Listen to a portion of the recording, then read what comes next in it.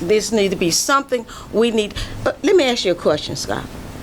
How many counties east of North Carolina, since we are the best, and I don't doubt that, so how many counties in eastern North Carolina have body cameras? How many does not? Do we know that information? The sheriff can answer that. I don't know about that. Maybe she can answer that in her presentation. Unless you want Chairman to answer that. Let's wait. Well, I can't go no further. Okay, anyone else? Yes. Yeah, I'm very concerned about large tax increase that was proposed. Look at the economic development costs involved in that. This is the largest tax increase that I've seen since I've been a commissioner. I think it's probably one of the largest ones that we've done. My concern is not that we don't need it, but it's coming at a time that it's most vulnerable to our citizens on fixed income and our senior citizen economic depressed communities, and I'm very concerned about that. And I just want, if you could look into it as you go through the presentation, as we hear the presentation go through, to make Scott to see, can we find some kind of ways that we can do something about that. That is my issue right now, but I'm willing to listen.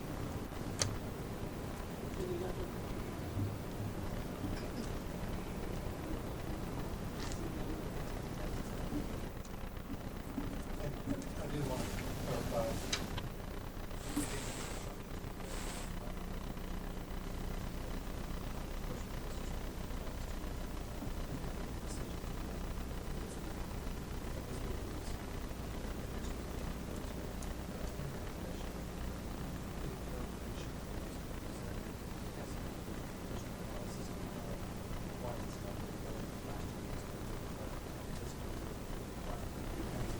Anything you can drill down and ask questions that you can ask questions about. Okay. You don't have to make a decision until after the public hearing.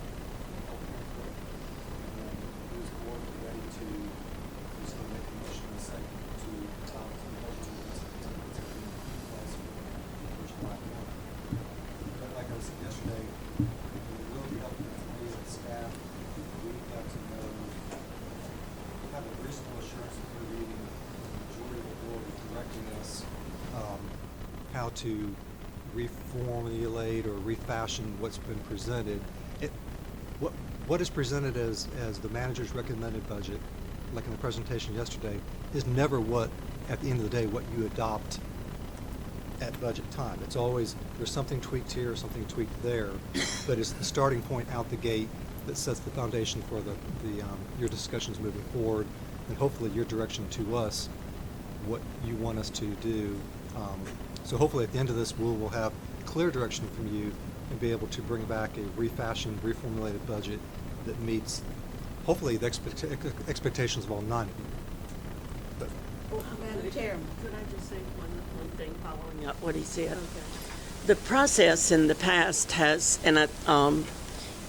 always been, and it has gone very well. I think we listened today, we ask questions today of the presenters if there's something that comes by us or past us, and then if we have questions or concerns and we want to say, would you look into this? Is it possible that we could add one more person, or is it possible that we could take away one? Whatever it is. And then Brian and Scott take it back with their group. They talk, and the first thing that happens, not tomorrow morning, but Thursday morning, they will bring back the answers and some direction to those questions. It's not like the presenter from each one of our departments has their plan. They are having their opportunity to present it to us. It doesn't mean that we can ask them questions, But the deal is, we listen carefully to what they present and what we have in our packet. If we have a question at the end, we direct it to Brian and Scott. And I mean, there's no way we can get those answers on the spot. So that's how we open the next meeting tomorrow, is getting those answers. And if you have more questions in the morning about the presentations today. Frankly, I can't believe that, because yesterday you said that we can ask questions at the beginning of this session. Or was I the only one who heard that? That's what we've been doing this Well, I asked a past question, 20 and to delay the answer is not an answer. What question? I asked a question about the presentation relating to body cameras. I'm really serious about the children and the school system. The sheriff is. She's fixing to present that, so Well, we then- can talk about it then. I don't think anybody was avoiding your question. It was just that I don't think any of us can answer it. I Okay. think we'll hear it So in I'll the wait for the answer presentation. from our sheriff. If I don't hear it, I will raise the same question so that this board knows that. Because I feel that my question was raised based on what was said yesterday. And to not get an answer and to delay it should come out in the sheriff presentation. If not, I will question. You just said we couldn't question the presentations of the presenters. We asked Scott, so I heard we can't question the presentation of the presenter. I just said that. Well, maybe we need to call back the recording. I think I'm a member Okay. of this board, Mr. Fitchry. Mike Fitchry. I'm a member of this board, and I represent a segment of this community, and I think I need to be heard. And I think I don't like you cutting me off every time I raise a question. As the sheriff comes up to make her presentation, I wanted to say as well, as questions are posed, obviously as they're posed in the workshop and we bring back the answers to you, obviously the full board receives them. If a board member asks something offline for some analysis, we will try then to bring that back so the full board gets the information, so that we always try to, whether it's budget related or non-budget related, if one board member asks for a piece of information, we like to then arm everybody with that piece of information so they're not walking into a meeting or into a budget session and putting something down that then nobody else has any knowledge of. So we'll try to keep that commitment that as questions are formulated offline, if they are, we will then pass that on to everybody. Thank you. Thank you. Good morning. It is a pleasure to be here. This is my first board meeting. Coming begging on behalf of the board that is here now, also in the same position that I am in. They are new to the board as well, so I guess we will all learn together. So to begin with my introduction, the mission at the Pitt County Sheriff's Office. The mission of the Pitt County Sheriff's Office is to serve, protect, and defend the community with integrity and sound judgment in a manner respectful of the trust that has been placed upon us while preserving the rights and dignity of all. Vision. Our vision is to ensure the future quality of our citizens. The Pitt County Sheriff's Office sets the standard in public safety through innovation and commitment while recruiting a dynamic workforce that meets the profile of the community. We will strategically plan and prepare for the future needs in law enforcement, detention services, and civil process. Values. We believe in striving to be a good citizen and beneficial member of our community, state, and nation. It is our duty to serve mankind, to safeguard the lives and properties of others, and to respect the constitutional rights of all. The badge is a symbol of public trust. In obeying the laws of the land and the regulations of the Pitt County Sheriff's Office, in supporting ongoing organizational change that strengthens our ability and capacity to serve. So this is a structure of the Pitt County Sheriff's Office as it relates to myself as the sheriff. I do have 3 chief deputies. I did that because I feel that each division needs to have individual attention. so that we will not have a favorite stepchild or a favorite child. We then have our patrol division, investigation division, and administration division that is covered by those three chiefs. Fundamental services, as you can see, some of our fundamental services are the civil process unit, support services, court security services, criminal investigations, and such. We provide several services to the citizens of Pitt County in which experienced officers volunteer for a chance to participate. One of these services is our Special Response Team, the SRT team, where each volunteer has to compete in a dynamic application process to be considered. If they make the team, they have to complete intense physical and marksmanship testing every 3 months to remain an active member. Due to frequent call-outs and extra stress placed on those that participate, we always request that the 16 members be compensated $250 per quarter for their additional sacrifices. Unfortunately, the manager's recommended budget only provides $4,000 of the $16,000 necessary for this compensation. We have historically purchased all of our special response team's equipment from asset forfeiture funds. In the fiscal year of 2018-19, we were forced to use most of this funding on new vehicles. This has left us with no funding for the needed tactical equipment upgrades. We requested $34,000 with nothing being recommended for this purpose. Community engagement. You will see here some of the ways that we are engaged with our community, such as building bridges, bully prevention workshops, our citizens academies, Pitt Greenville Crime Stoppers, our senior check program, our senior prom, which is very special to our senior citizens here in Pitt County, summer camp. Summer camp is shares understanding, monitoring, mentoring, educating, and rewarding our youth. In the fiscal year 2018-19, we completed our 7th camp, which was a tremendous success. Previous campers continue to volunteer as camp counselors. We also have a tremendous amount of help from the Sheriff's Office employees who volunteer on their days off. The camp operates Monday through Thursday, 7:30 to 5:30 p.m., and is available at a low cost for both taxpayers and parents of attending children. The parents who are financially able to pay for their child's attendance are only asked to contribute $10 a week, which is put back into the camp. Scholarships are provided for families who are unable to contribute due to lack of resources. All of this is made possible through donations from local businesses such as NACo Products, who ask employees for donations, which are then matched by their president and then again by the company.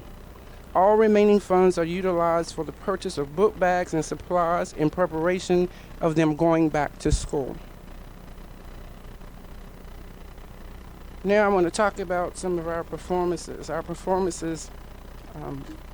Some of the highlights of our performances include we've responded to more than 33,000 calls from citizens. We've performed more than 36,194 business checks. We've created more than 6,848 reports documenting criminal activity.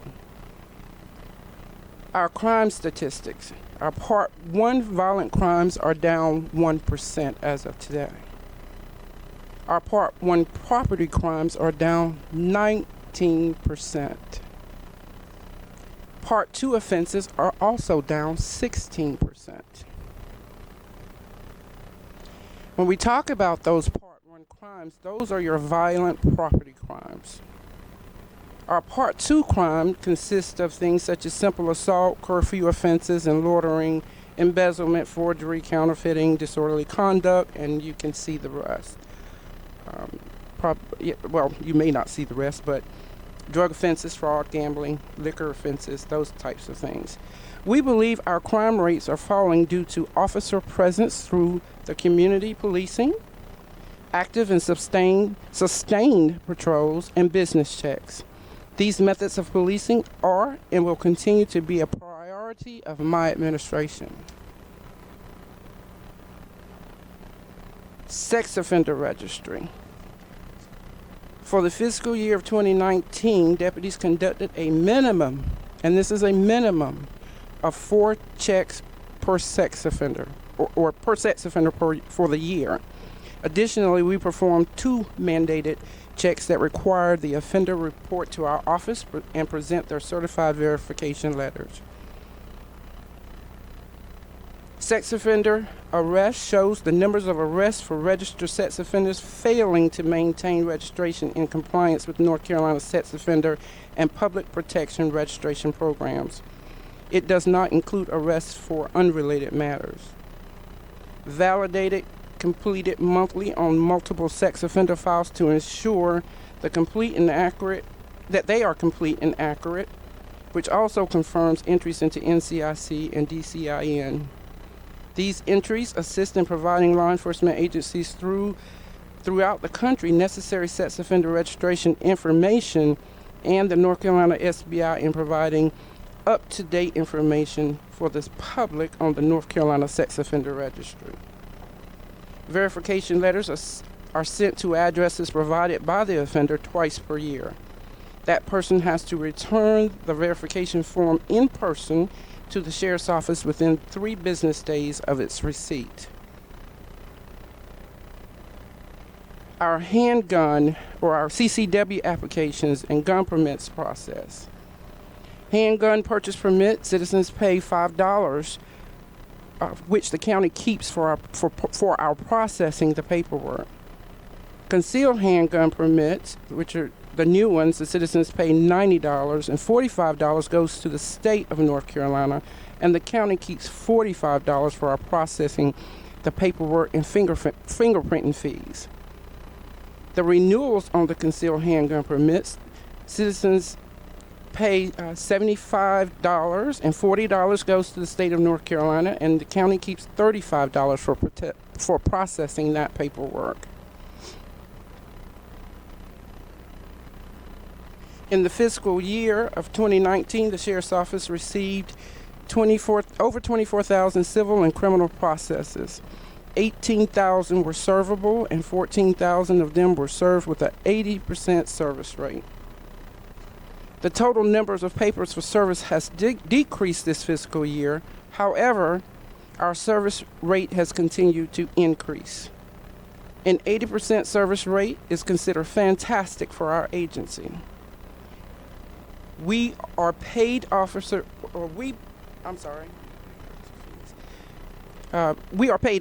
fees prior to attempting service on civil papers. We are also paid on commission on papers requiring seizure of money and or property after service. Revenue fees collected and deposited into the general fund from these sources in the fiscal year of 2019 was over $300,000. Budget. This slide highlights our most important budget requests for the fiscal year of 2020.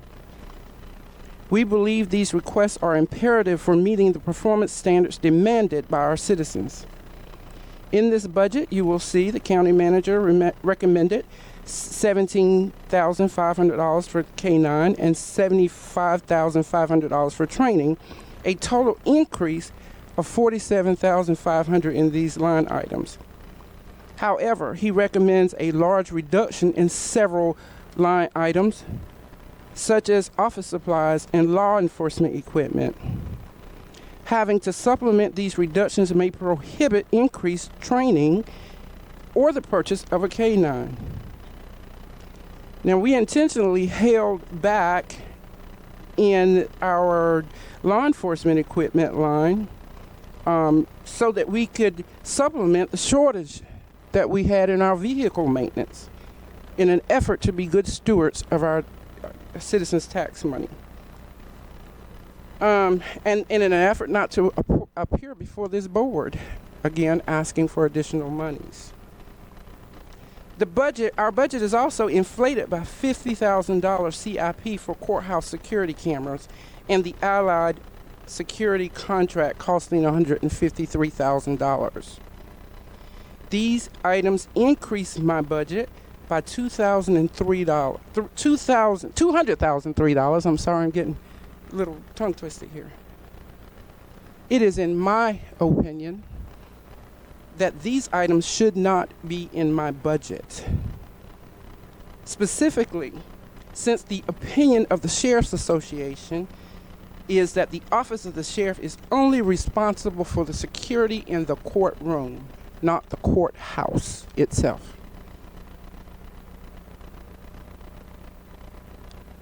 At my direction, agency staff have launched a body-worn camera demonstration initiative for the Sheriff's Office this year.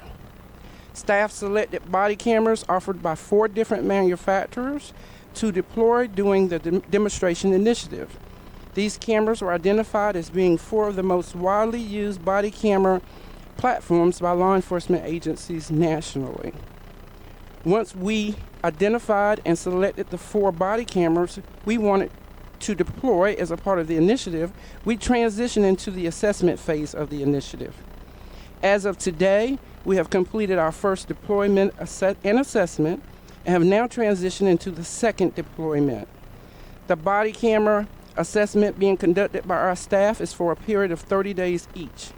These cameras are deployed in the field for real-world evaluations by the staff that will be using these cameras in the future. The body camera that we selected to be a part of this demonstration initiative are Coban, WatchGuard, Axon, and GTAC. Early in the fiscal year 2019, Sheriff's Office employees located grant funding that would pay 50% of all costs associated with the implementation of a body-worn camera program, which included cloud-based data storage. Then Sheriff Elks approved the use of the asset forfeiture money to pay for what would have been our portion of the cost. The funding was approved by the grantor, but not accepted by Scott Elliott. The body-worn camera project could have been started with no county funds. In January of 2019, the body-worn camera technology I requested was removed from the capital improvement plan. And I was promised funding in my 2019-2020 budget. Funding for the body camera technology has been requested numerous times in past budgets. Our agency is still one of only few in the state that doesn't have this important technology. I believe Terrell County has body cameras, and do they even have a stoplight? The Sheriff's Office routinely receives phone calls from concerned citizens seeking answers from body camera video.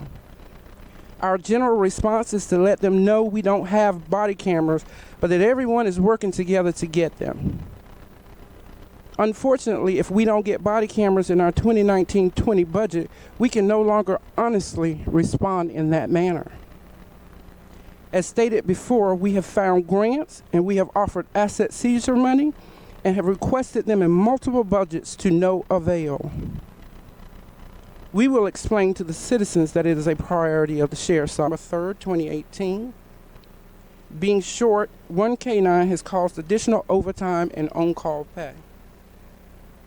A dual-purpose K9 not only performs drug searches and criminal apprehension, but also assists in the location of missing persons such as children. The amount requested includes training and all necessary equipment to include fencing, housing, concrete, etc. Funding was requested but not appropriated last fiscal year for this purpose. One of our shifts is operating without a K9, which has caused additional overtime and on-call pay to fill this void. More importantly, it has slowed our response times to situations requiring a K9. Quality assurance technician. Funds are being requested for a quality assurance technician for our forensics laboratory. That position will maintain and administratively review all performance and documentation for conformance with the laboratory policies and ANAB accrediting standards. This position is imperative for maintaining recently acquired ANAB accreditation. Each accreditation cycle includes an initial on-site assessment followed by regular surveillance activities to assess continued compliance with the requirements. Many laboratories that receive ANAB accreditation eventually lose it due to nonconformities found during unplanned audits. The quality assurance technician will constantly review performance and documentation for conformance with both existing and new ANAB standards. My laboratory's supervision tells me it's not a matter of if, but when accreditation issues will arise without this position. Training budget. We are requesting additional funds for law enforcement training. Our current training budget is inadequate to meet the challenges of change. Insufficient training is a catalyst for lawsuits, negative publicity, and poor performance. And I'm not quite sure, but I believe that is our county commissioner, Ms. White, holding the shield as she came out to participate and understand what it is that we do.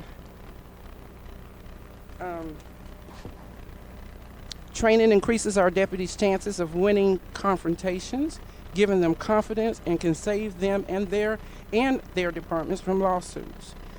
The United States Supreme Court has made it clear in multiple cases that training police personnel is a critical managerial responsibility. Studies show the rate at which law enforcement agencies are being sued for failing to train their officers has increased at a substantial rate. In these cases, the courts have held that minimum state training standards fail to meet their definition of an officer adequately trained.